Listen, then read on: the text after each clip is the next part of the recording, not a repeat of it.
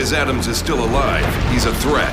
Reporté à plusieurs reprises, notamment à cause d'une réduction de personnel au sein des équipes de High Voltage, Conduit 2 semble s'être enfin fixé sur la date du 22 avril.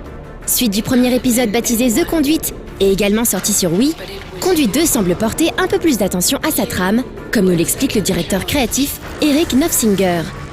We had some wonderful writers come on board. We had Matt Forbeck, who is a novelist. He wrote quite a few science fiction and fantasy novels. And Jason Blair, who worked on Borderlands and Prey. Having these guys come on board really helped enrich our storyline, our storytelling, the narrative throughout. Our dialogue is much improved, and how it's integrated into the gameplay is much better. The main character you play is Michael Ford, who's the protagonist.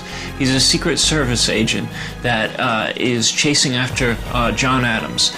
John Adams is a historical figure in the U.S. And apparently it turns out he's an alien.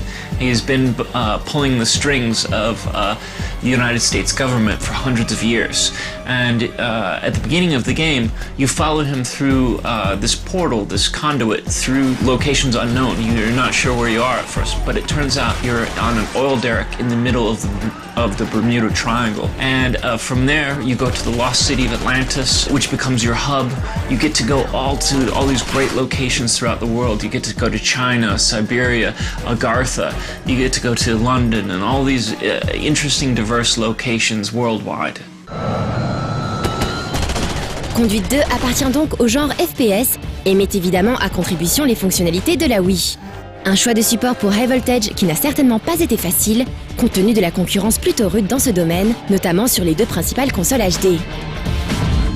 Well, it's very challenging. The Wii in general is hard because it's not always thought of as a system for first-person shooters. Thankfully, our game came out in June of 2009. Some other games have come out that have been good, like GoldenEye and Black Ops, both good games. We feel it's challenging in the Wii sometimes, on the Wii hardware, not only from a perspective of developing for games, because many times the audience is perceived as a different type of gamer.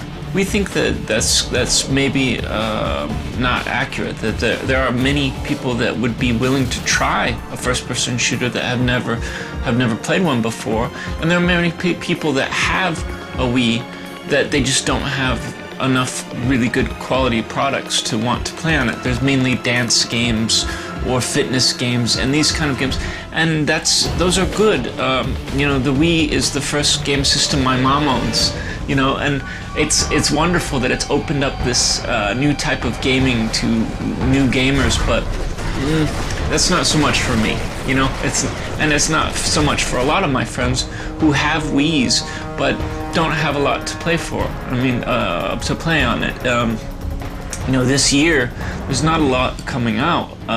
Zelda, obviously lots of people will get that. It's really good.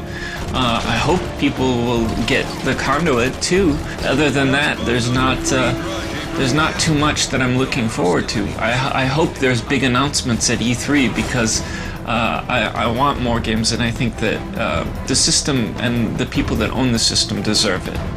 Comme tout FPS qui se respecte, Conduit 2 bénéficie d'un aspect multijoueur qui permettra à 12 personnes de s'affronter en ligne. Mais le jeu possède également un mode offline qui n'est pas dénué d'intérêt. As well as that online experience with many different modes, we also offer an offline experience, single system, split screen, to play with either in multiplayer matches, or you can play with the up to 3 other friends for 4 total players for an invasion mode, which is similar to like Horde mode in Gears of War.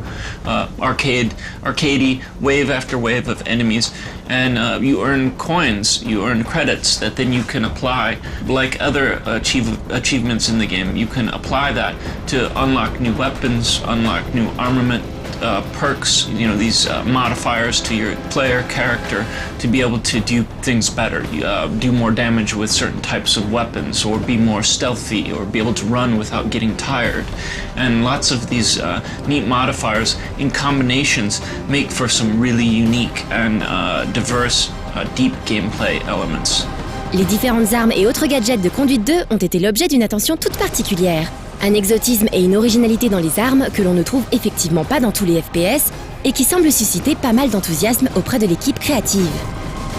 We're really excited about the alien weapons, and we feel like that's something that sets us apart from shooters, not just on the Wii, but shooters in general. We have alien weaponry that do things, that have unique features, like there's the phase rifle that allows you to fire through walls, and you dial it in, you can see the silhouette of characters through walls, and then it's a single shot kill.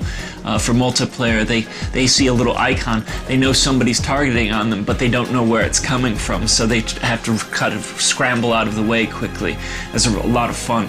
There's a device like the GS device, which is sort of like the movie District 9, where it collects up like a shield in front of the player, all of the bullets and grenades and rockets and any other thing, and you can collect them all up and then fire them back at the enemies that are firing at you.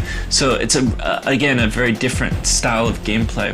We have more alien type weapons like the hive cannon that is this big alien carapace, and you shove your hand inside of it and it squeals and makes all kinds of noise, and when you aim at an enemy, it fires these insects out at your enemies. Well, what's neat about that is it has a secondary fire mode where you can launch this sticky glob and it has pheromones on it. I'm getting so excited. I'm so excited. I destroyed your mic. Did I wreck it? It's a mega. Yeah, magnet Good. stuff. I like the. Yeah, I'm into it. I love this. Yes, it's good. Un enthousiasme communicatif donc, que l'on espère ressentir une nouvelle fois lors de la sortie du jeu le 22 avril prochain sur Wii.